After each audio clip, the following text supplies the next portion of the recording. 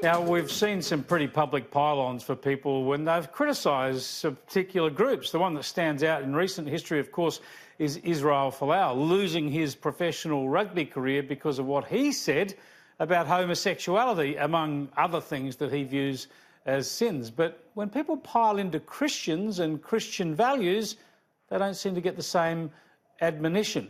That's certainly the view of Anna Hitchings, who joins me on the set now from Campion College.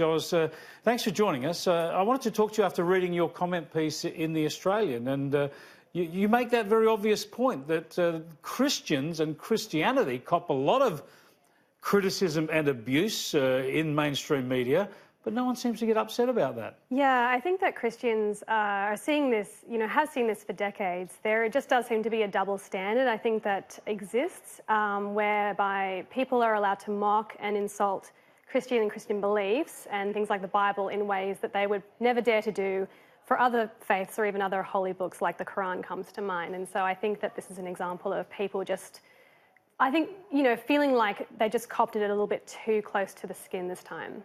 Yeah, I had a similar experience or observation 20 or more years ago, before your time, but it actually changed the course of my focus in public debate in many ways. When I noticed that at the gay and lesbian Mardi Gras, they had floats mocking Christianity, mocking nuns and popes and priests and the rest of it.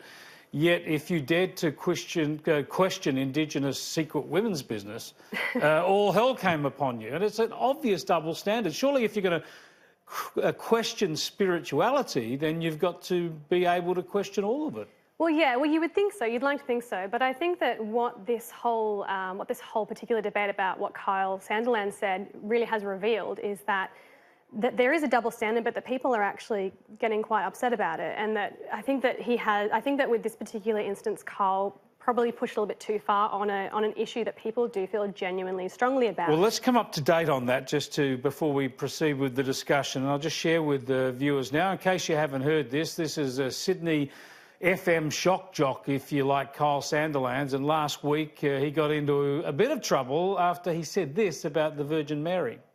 I thought Mary was his girlfriend, but apparently it was the mother.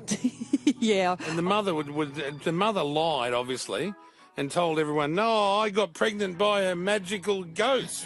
Bullshit. Someone chock-a-blocked her behind the camel shed. Well, it's never happened since, has it? No, the Immaculate not once. Conception, that has never happened. Now, I don't mean to cast it, if you believe what you believe in, but, think.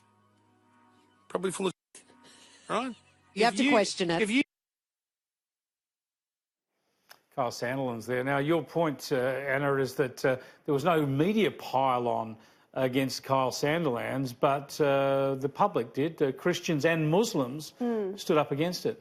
Yes, I suspect that the fact that Muslims are also upset was probably something that came as a shock to Kyle, and I think this just kind of goes back to that point that I don't think that he would have even made that comment if it wasn't something that perhaps he thought that only Christians were going to be offended at, because who cares if you offend Christians?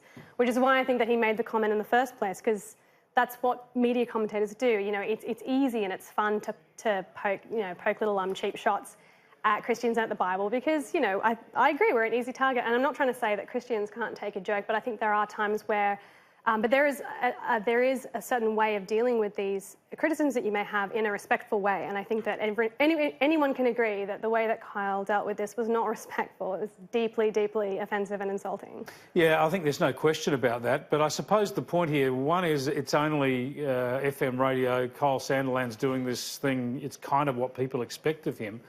And the other point is that other people did come out and protest. While it might not have been fashionable on the media, people just turned up at the radio station and voiced their concern.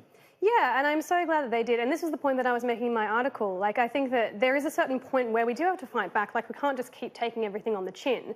And I think that this is an example of something that people were just, were not happy to be joked about. A lot of people do consider Our Lady, Mary, as their spiritual mother. Certainly I do, and I think that people realise this is just a joke that they're not going to allow to go, unpunished or at least uncomplained against. It's a fascinating double standard. It is so obvious. You cannot attack certain beliefs, you cannot attack certain ideologies, you cannot mock them. But it is open season on Christianity. So I suppose the obvious question is, Should there be more mocking of all those other things, or should people just pay a bit more respect to Christianity the way they pay respect to other beliefs? Look, I think in a free-thinking society like what we have, I think that everyone has the right to free speech. I think we can all agree that's a very important principle of a democratic society. However, just because I have the right to insult your mother doesn't mean it's respectful or right that I should. And I think that's really the principle, it's a subtle principle perhaps for someone like Kyle to understand, but I think this is the principle that he has violated, that just because you can doesn't necessarily mean that you should. Yeah, well said. Well, I'm glad you've spoken up about it. It's an interesting comment piece you've written in The Australian earlier in the week, and thanks for joining us today. No worries, thanks for having me.